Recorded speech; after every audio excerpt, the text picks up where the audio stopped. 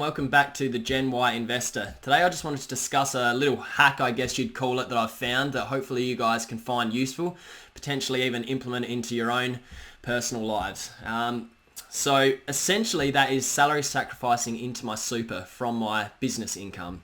Now, certainly something I should have done ages ago, and I somewhat regret not setting this up earlier. As you know, I've had quite the sting from my tax, so this is just going to save me a whole lot of tax. Though the main reason I haven't done this so far is that I wasn't really aware that I could salary sacrifice from two different incomes. So my private employer, I already salary sacrificed that $27,500 onto a bank account, basically onto a bank card, which I can just spend at will.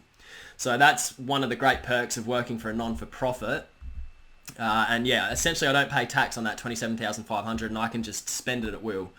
A little bit less flexible doing it from my business income. And keep in mind that if you guys don't salary sacrifice from your employer, or if you're self-employed, if you don't do it, you can set it up whenever you want and save a lot of tax. So now I'm basically salary sacrificing from my business account too.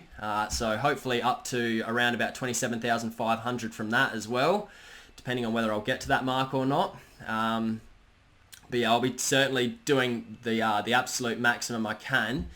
So essentially I'll not be paying tax on $55,000 worth of my income. So, you know, that's quite a significant amount. I mean, tax on $55,000, especially when you get into those upper echelons, can be quite significant. It's almost half really. So yeah, essentially I might only be paying tax on, you know, 50, 60, 70,000 rather than over 100,000, which I think is, you know, I think that's a pretty good idea considering like I said, got stung quite badly with my recent tax.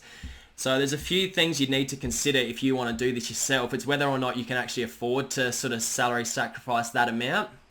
If you're self-employed, you can do whatever amount you want. So I've just, to set it up today, I've just done the, you know, 2,000 just to set it up and see it go into my account. And then maybe in the next few weeks, I might do a bit more and so on and so on. So it can be a bit more flexible.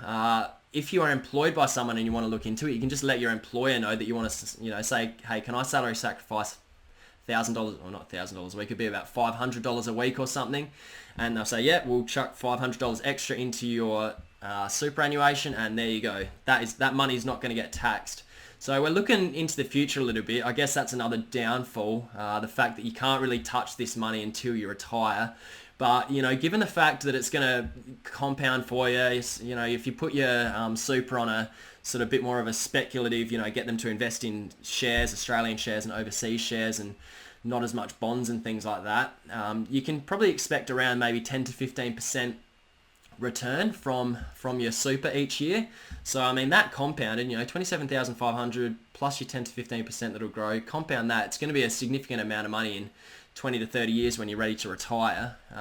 Again, the big disclaimer is whether you can afford to do this. And, you know, as always, speak to your accountant about it. Speak to any financial advisor. So again, I'm not a financial advisor. I'm not in your situation, but I think it's a pretty good little hack, to be honest, to avoid paying tax if nothing else. So hopefully, yeah, that's the main, you know, takeaway from this video. If you want to avoid paying a little bit of tax, give salary sacrificing into your super a shot.